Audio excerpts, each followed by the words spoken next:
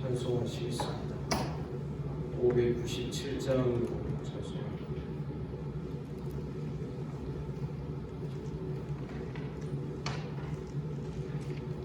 597장.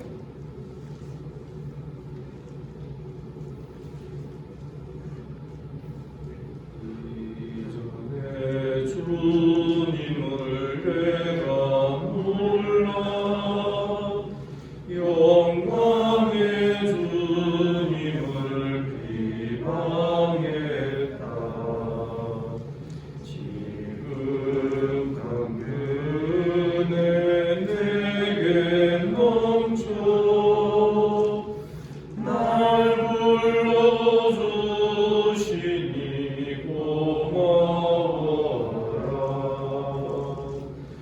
나 받은 달란트 얼마런가 나 힘써 그것을 남기어서 아절로 주님께 바치오며 충성된 종이라 상 주시리. 전하고 무능한 나에게도 귀중한 직분을 맡기셨다. 은혜 고맙고 고마워라. 이 생명 바쳐서 충성하리. 나는 일들이 하도 적어 큰 열매 눈앞에 안 베어도 주님께 죽도록 충성하며 생명의 면류관 하느니라.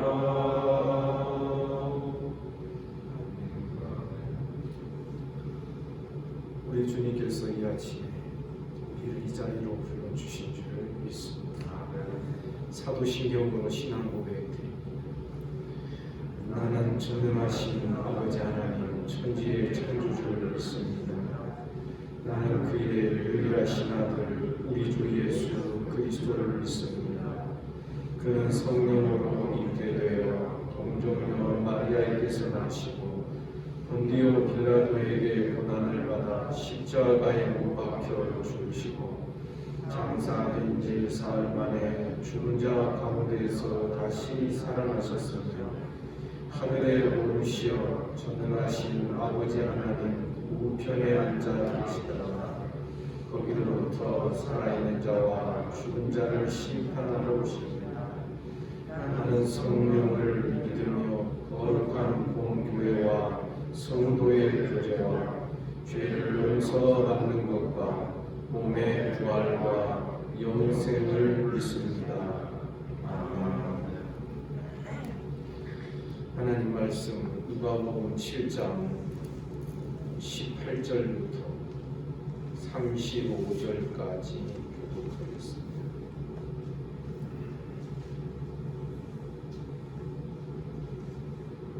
누가복음 7장 18절입니다.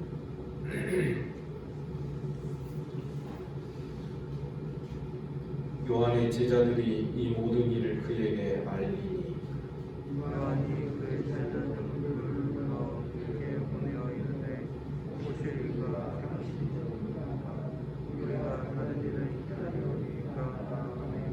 그들이 예수께 나아가 이르되 세례 요한이 우리를 보내어 당신께 여쭈어보라고 하기를 오실 그이가 당신이오니이까 우리가 다른 일을 기다리오리이까 하더이다 하니 마치 그때 질병과 고통과 각기 들린 자를 하시며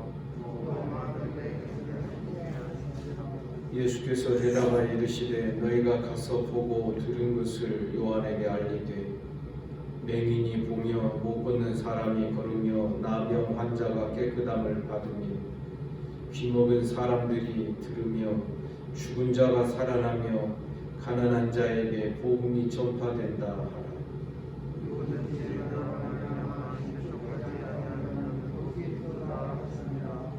요한이 보낸 자가 떠난 후에 예수께서 우리에게 요한에 대하여 말씀하시되 너희가 무엇을 보려고 광야에 나갔더냐 바람에 흔들리는 갈대냐.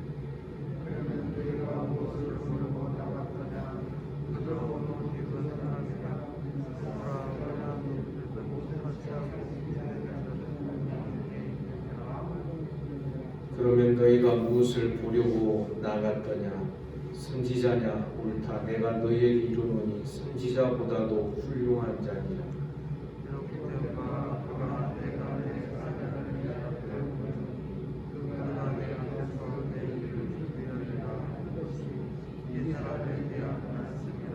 내가 너희에게 말하노니 여자가 낳은 자 중에 요한보다 큰 자가 없도다. 그러나 하나님의 나라에서는 극히 작은 자라도 그보다 크니라 하시니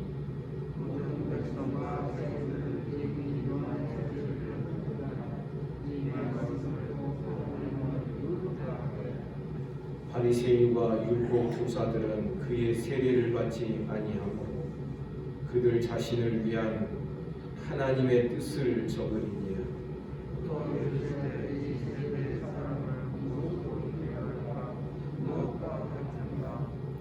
비유하건대 아이들이 장터에 앉아 서로 불러 이르되 우리가 너희를 향하여 피리를 불어도 너희가 춤추지 않고 우리가 곡하여도 너희가 울지 아니하였다 함과 같도다.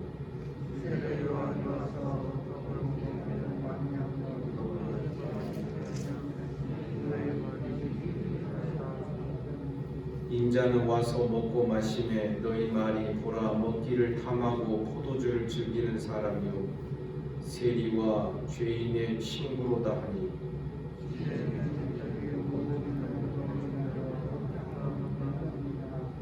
아멘.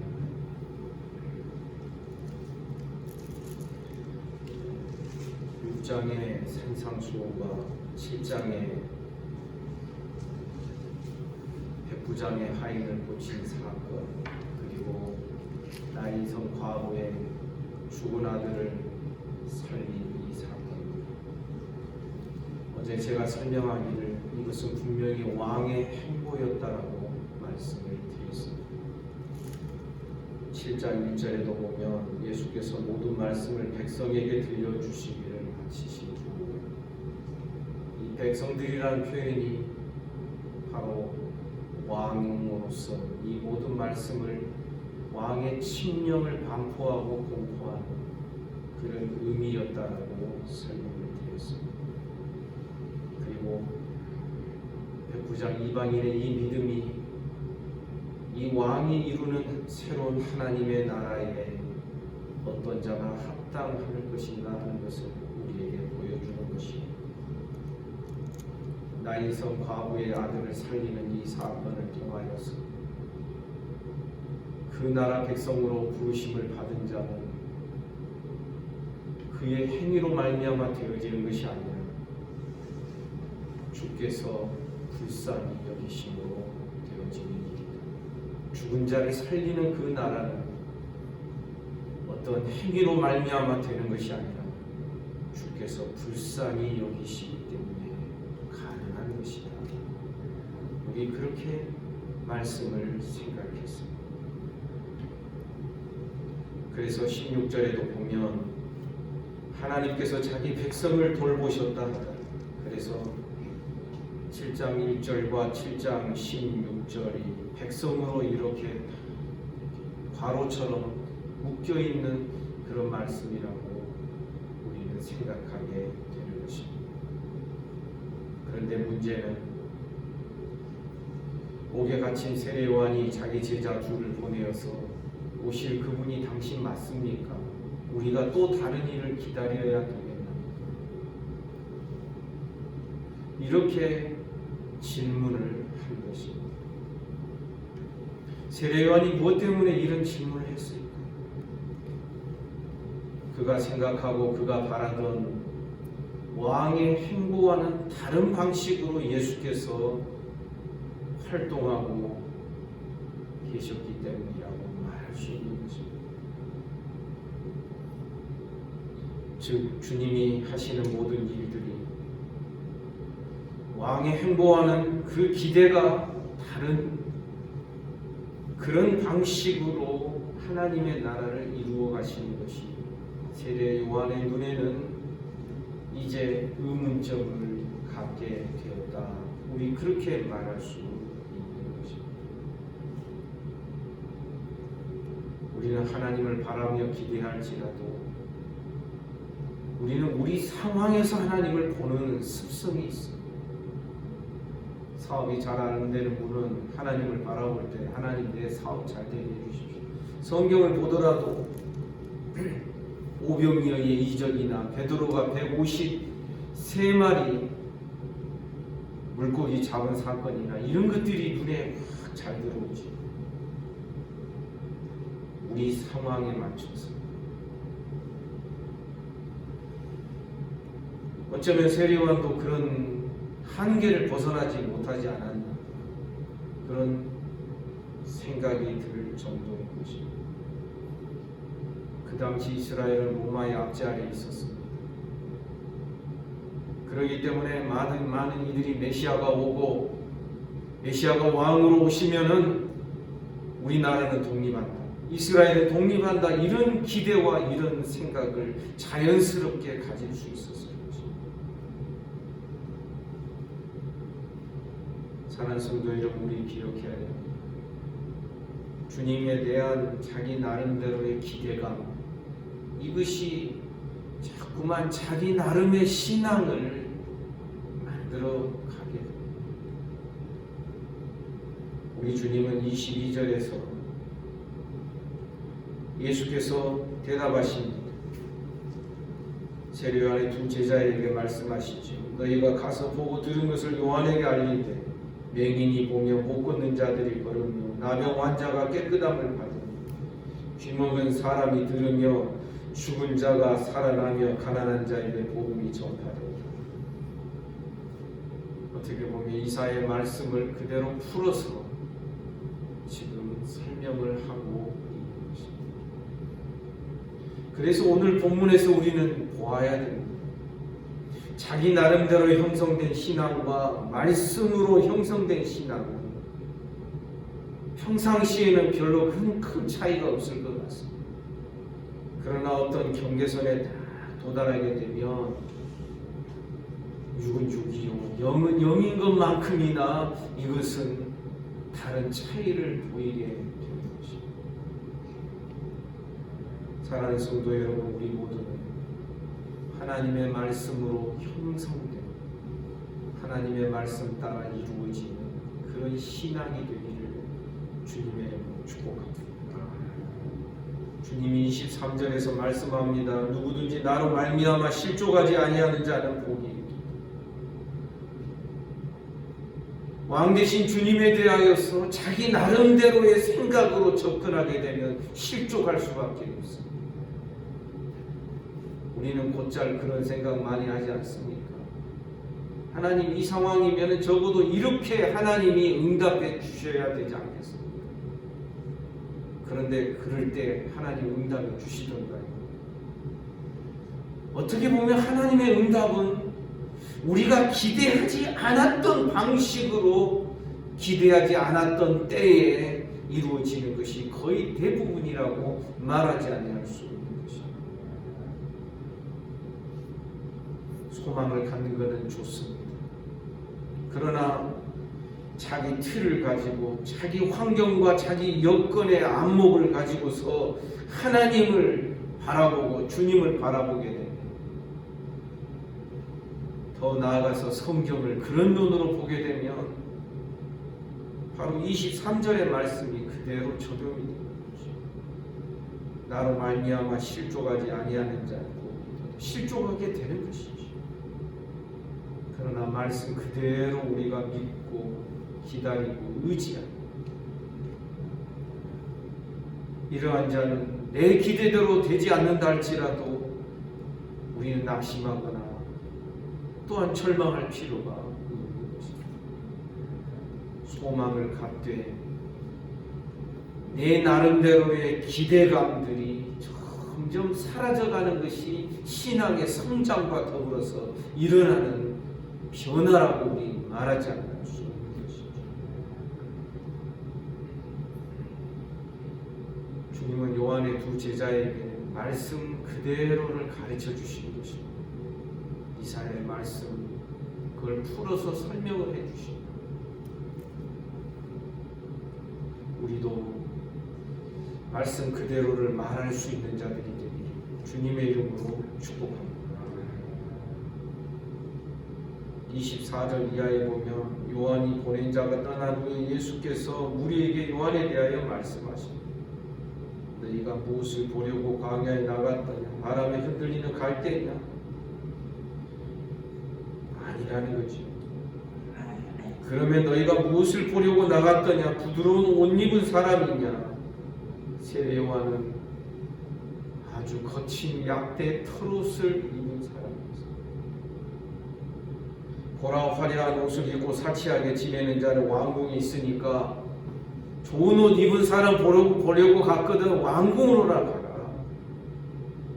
26절 그러면 너희가 무엇을 보려고 나갔더냐? 선지자냐? 옳다. 내가 너희에게 이르노니 선지자보다 훌륭한 자, 큰 자니 선지자보다 큰 자. 그러면서 27절에 보면 말라기 3장 1절의 예언의 말씀에 성취가 바로 세례 요한인 것을 가르쳐 주십니다. 기록된 바 보라 내가 내 사자를 내 앞에 보내노니 그가 내 앞에서 네 길을 준비하리라 한 것이 이 사람에 대한 말씀.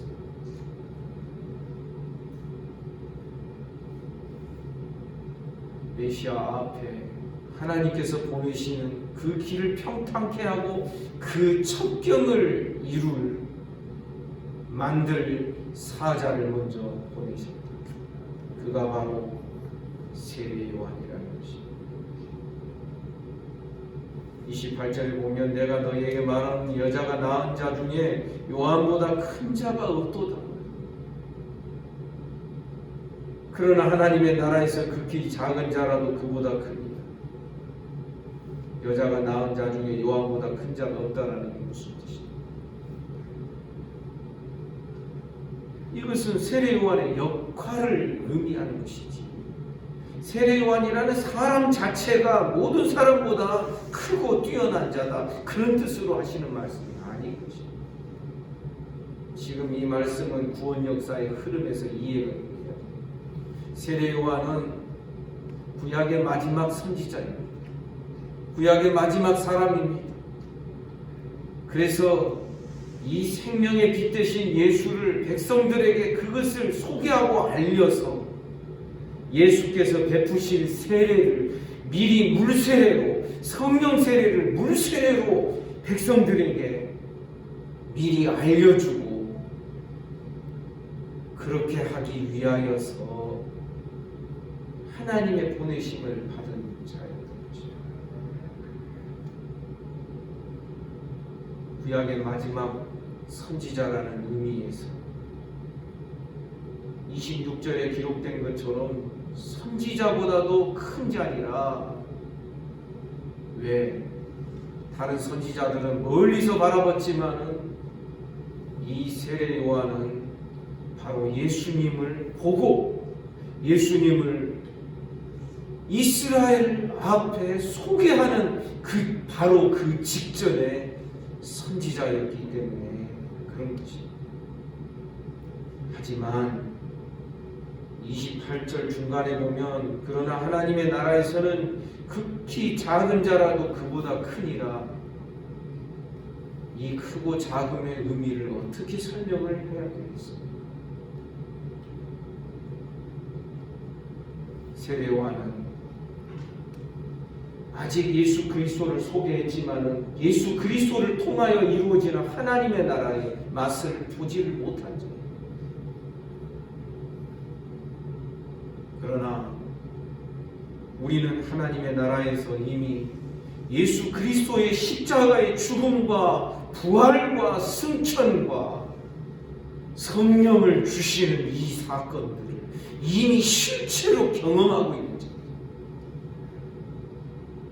그래서 그림자 시대에 멀리서 바라보고 선지자들은 멀리서 바라보고 환영하고 아직 실체를 보지 못했지만, 그러나 우리는 그 실체의 맛을 보고 마치 과일나무로 보면 멀리 있는 익은 감나무를 보고 감 저거 참 맛있겠다, 저거 감이다 이렇게 소개해주는 자와 실제로 가서 그 익은 감을 따서 먹은 사람은 차이가 있는 것이죠.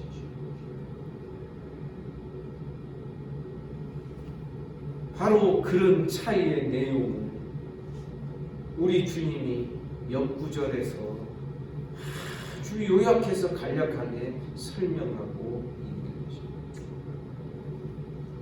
다시 말씀드리지만 하나님의 나라에서 사람의 크고 작음이 어디 있겠습니까? 다 똑같죠. 그러나 구원 역사의 이 흐름에서 보면은 그림자 시대에 선지자들이 멀리 바라보며 소망하며 예언했던 그것의 성취를 신약 시대 예수 안에 있는 우리들이 이미 그 성취를 다 맛보고 있는 점. 그런 의미에서의 차이가 있다는 것입니다. 바로 이런 차이가 히브리서에서 분명하게 드러나고 있는 것을 우리가 기억할 수 있으면 좋겠습니다. 주님의 이 말씀을 듣고 29절에 보니 모든 백성과 세리들은 이미 요한의 세례를 받은지라. 이 말씀을 듣고 하나님을 의롭다고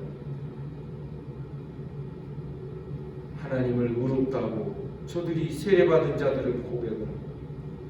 그러나 30절 바리새인과 율법 교사들은 그의 세례를 받지 아니하므로 그들 자신을 위한 하나님의 뜻을 전해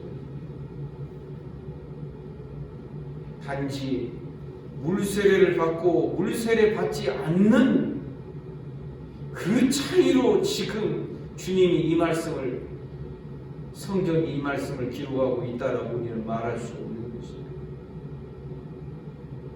세례 자체 때문이 아닙니다.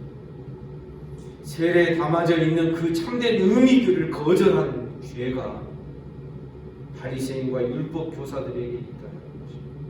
세례는 뭡니까? 저기서 이쪽으로 건너가는 것입니다. 제가 거듭 말씀드렸습니다. 흑암의 권세에서 바로의 그 종살이 하던 데서 그 강을 건너서 세례를 받아서 새로운 하나님의 백성의 섬김의 자리로 나아가는 것이 이스라엘 백성들이 홍해를 건너는 사건의 의미입니다. 오늘날 우리의 세례도 마찬가지입니다. 주님과 합하여 세례를 받은 자는 그의 죽으심과 합하여 옛사람이 죽고, 아멘입니다. 그의 부활하심과 합하여 새 사람으로, 새 생명으로 거듭납니다. 그래서 옛사람과 새사람의 경계선을 이루는 것이 바로 세례의 참된 의미가 되는 것입니다.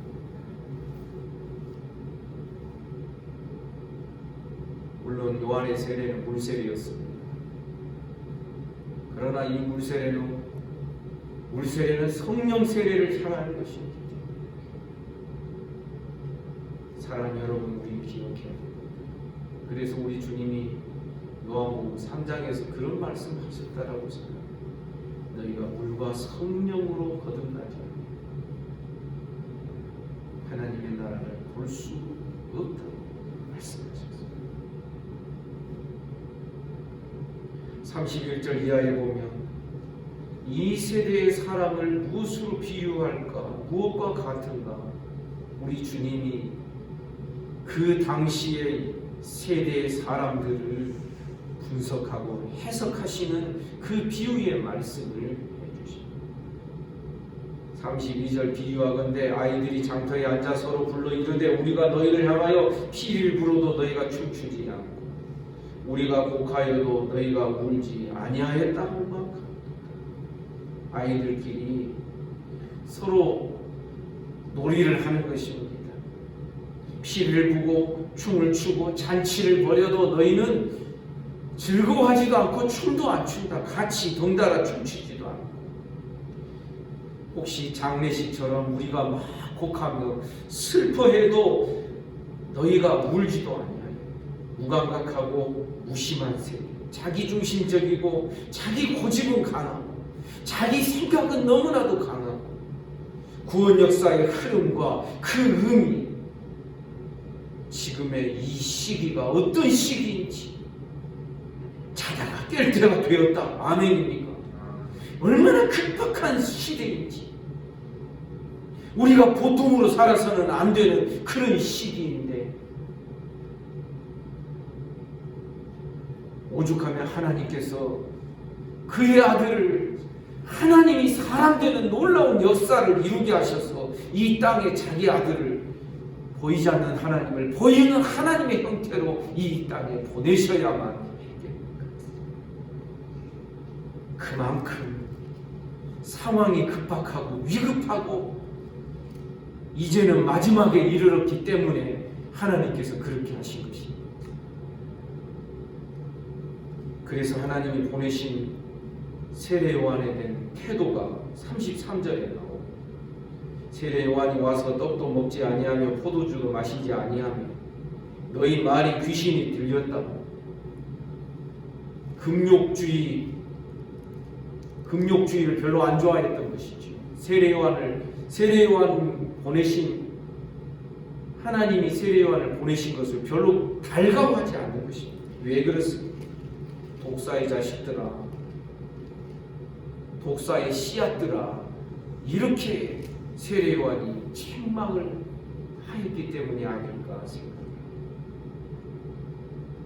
내 세례 요한은 안 먹으니까 귀신 들렸다 하고 34절에 보니 인자는 와서 먹고 마시며 너희 말이 보라 먹기를 탐하고 포도주를 즐기는 사람, 세리와 죄인의 친구. 인자는 와서, 세례 요한은 안 먹으니까 귀신 들렸다 하고 인자는 먹고 마시니까 먹기를 탐한다.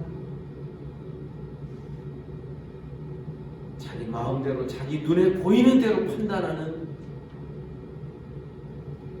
그러한 내로남불의 그런 모습을 우리 주님께서 들추어 내시는 것입니다. 하나님께서 지금 구원 역사의 그 밑그림을 어떻게 그려가고 계신지, 그 구원 역사의 판을 어떻게 짜가고 계신지, 그런 것들이 더 소중하고 그런 것들이 더 중요하게 우리의 마음에 깨달아져야 될 것입니다.